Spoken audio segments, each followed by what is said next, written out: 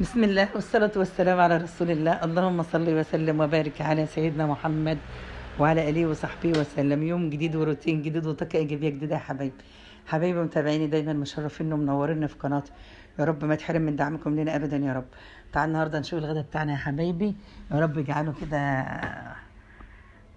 يا رب كده أكل بالبركة والخير كده يا رب إن شاء الله، ويرخص قوت المسلمين، ويجعل يا رب كده دايما مجتمعين على طبلية واحدة كده مع أولادنا وأهلنا وأحبابنا والمسلمين أجمعين يا رب العالمين.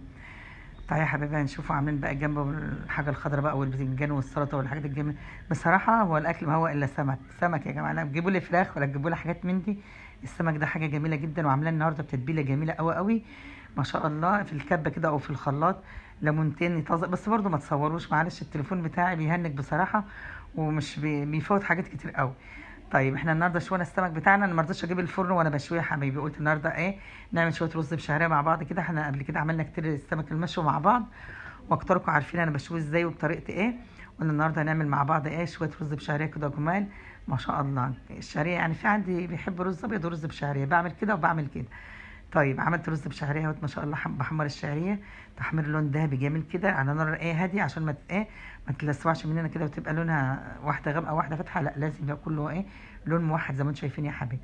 بعد كده بكون الرز بقى مش بتاعي غسلاه ما شاء الله ومصفيه، وبنزل بالرز بقى ليه، لان انا يعني لو انت قاعده هتحمري فيها لا ياخد لون، يكون الرز جنبك في ايد وانت بتحمري في ايد في اللحظات الاخيره وانت بتحمرها كده عشان تاخد اللون الموحد ده، لان الشعريه بسرعه بتتلهف بسرعه.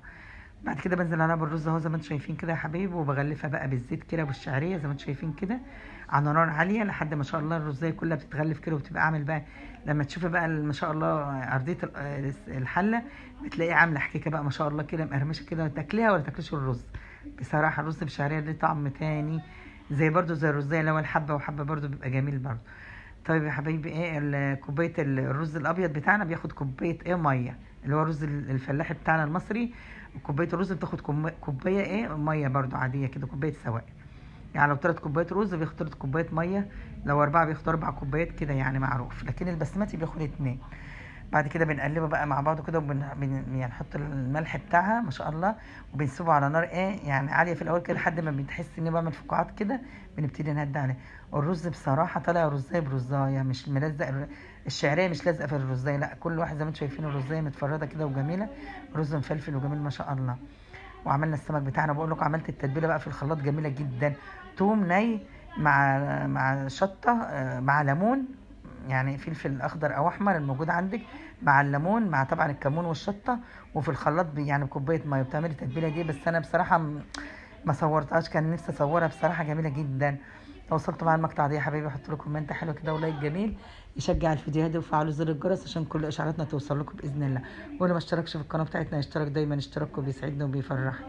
يا رب يديمها نعمه علينا ويحفظها من الزوال. اوعوا تنسوا اللايك يا حبايبي، لو حتى دخلتوا الفيديو وطلعتوا ولو بفايده صغيره من الفيديو، اوعوا تنسوا الكومنت الحلو واللايك الجميل اللي كمان اللي بيفرحنا وبيرفع الفيديو. يا رب يديمكم نعمه في حياتي، يا رب كده يديمها نعمه علينا ويحفظها من الزوال. وده غدانا يا حبايبي النهارده. يعني حاولوا كده تنزلوا كده تدوسوا اشتراك، اللي لسه ما اشتركش معايا في القناه حاولوا كده تنزلوا تدوسوا اشتراك، يا رب كده دايما تشرفوني وتنوروني في قناتي يا حبايبي. يا رب دايما فيديوهات نال اعجابكم تبقى عند حسن ظنكم. مع السلامه.